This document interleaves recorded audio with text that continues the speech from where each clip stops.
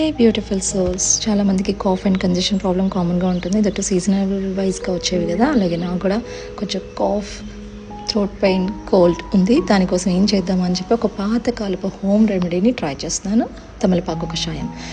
Firstly తమలపాకుని wash చేసి small pieces కింద cut చేసి మరుగుతున్న వాటర్లో యాడ్ చేసి దాంట్లో 4 లవంగాల్ని, ఒక ఇలాచి, కొంచెం మిరియాల పౌడర్ని యాడ్ చేసి బాగా మిక్స్ చేసి ఈ మిక్సర్ని 5 to 10 minutes స్టీప్ చేసి దాని తర్వాత స్ట్రెయిన్ చేసి వామ్గా తాగడమే.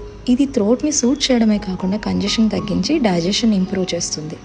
Anti bacterial, anti inflammatory properties వల్ల ఇమ్యూనిటీ కూడా స్ట్రాంగ్ అవుతుంది. So try this natural remedy. Thank you.